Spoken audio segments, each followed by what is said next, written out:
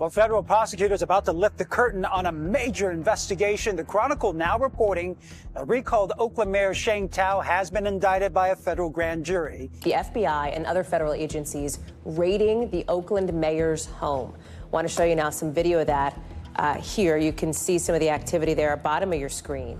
The FBI informant who could send California's mayor to prison just pleaded guilty, and the man who was supposed to be the defense's weak link is now a convicted co-conspirator. Mario Juarez was the name behind the anonymous cooperator in the Sheng Thao case. Dan and Amma, Mario Juarez is in a difficult place. He can't speak out because he could be a witness in that federal corruption case against former Mayor Sheng Thao and others. Still, he wants to know why police arrested 2 suspects in December for the shooting at his home, but released them without warning him. For over a year, the defense treated him as a liability for the prosecution, a witness with, in their words, extraordinary credibility problems. That argument just got a lot harder to make. Juarez has pleaded guilty to conspiring with the Duong family to bribe then Mayor Sheng Thao and city official Kevin Jenkins. He's no longer just an informant telling investigators what he says he saw. He's an admitted participant, and prosecutors are expected to put him on the stand at trial. The Duong's partner in Evolutionary Homes, Mario Juarez, already pled guilty in the case and will testify for the prosecution. That flips the entire defense strategy on its head. Instead of attacking a witness who never faced consequences,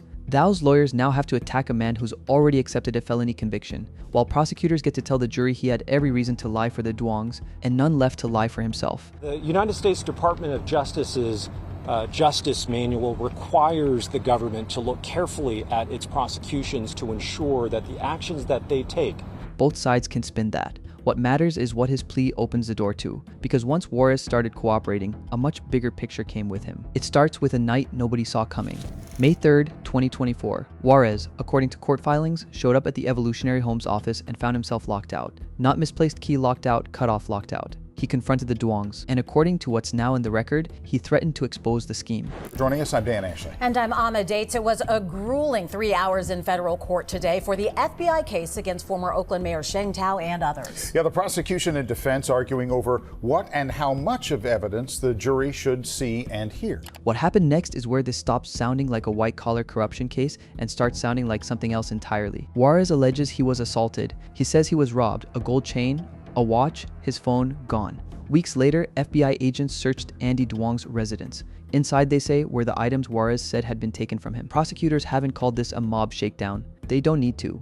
David Duong, the owner of the recycling company serving Oakland and parts of San Jose, California Waste Solutions, walked into federal court with his son Andy, seeing the mountain of evidence against them.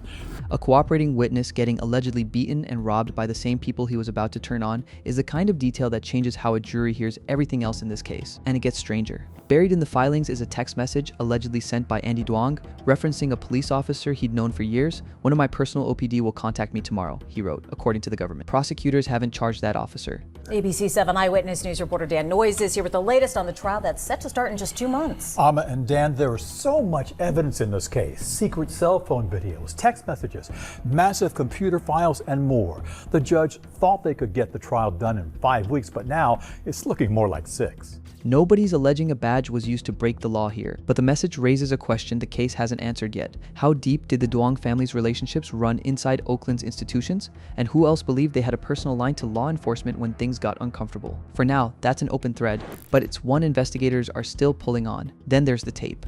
October 2022. Weeks after Thao's razor-thin mayoral win, a recording surfaces in the case file. Who are the Duongs and how are they connected to Mayor Thao? The FBI has been tight-lipped about what they're investigating, but what we can tell you is the Duong family is a politically powerful family in Oakland. They've been investigated by the city before. Now they're the subject of a federal investigation. On it, according to prosecutors, is Juarez and the line they've built part of their case around. The day after you won the contract, you were paying everyone. $50,000, $100,000. Prosecutors say that's a reference to payoffs tied to Oakland's recycling contract, spoken almost in real time, not reconstructed years later from memory. Well, that was interesting because with prosecutors saying that they still need months to hand over the remaining evidence to defense teams, Cardoza says that it could be 6 months or more before they can get through these preliminary hearings. And then there's that question of whether they seat one jury for all or break it up into separate jury trials. And that, of course, could take much longer. The defense says a recording only proves what was said, not what it meant, and that Juarez, an admitted conspirator, had every incentive to make the conversation sound worse than it was. But recordings are harder to cross-examine than people. That's the shift this episode is really about. This case is no longer resting on one man's word alone. The new filings keep going. Prosecutors say the Duongs paid roughly $9,000 for Thao and her son to vacation in Thailand. What are you seeing there? Well, federal prosecutors say this indictment is all about bribery. In this case, they allege Thao and her partner were paid in return for political favors and influence.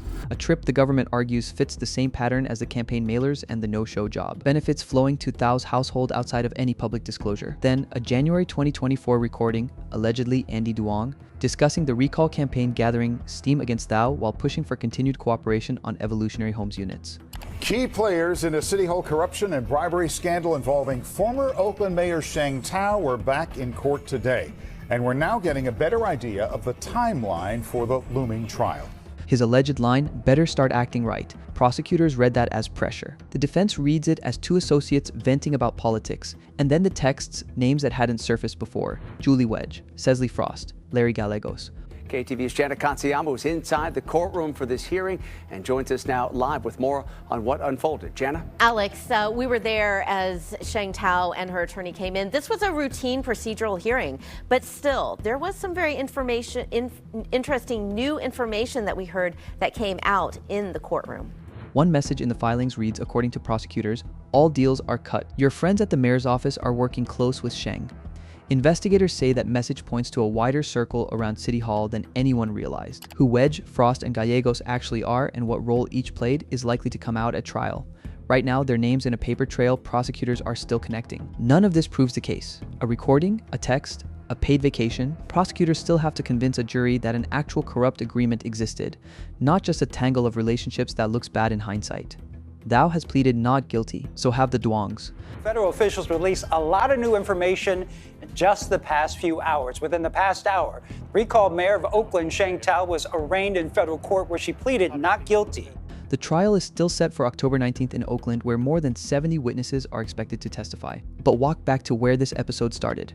At the opening, Juarez was a name behind a credibility fight. By the end, he's a convicted co-conspirator, backed by a recording, a text, recovered property, a police contact, a paid trip, and a growing list of names the public has never heard before. That doesn't mean the case is proven. The mayor looks forward to defending herself against these charges, showing that there is in fact no evidence to support these charges, and we will look forward to doing that in the courtroom. It means prosecutors just walked into October with a far bigger case than the one they had a year ago. So what do you think? Does Juarez's guilty plea strengthen the government's case, or does his own criminal record hand the defense an even bigger credibility argument? Let me know in the comments, and if you want to follow this case through trial, subscribe to California Reports.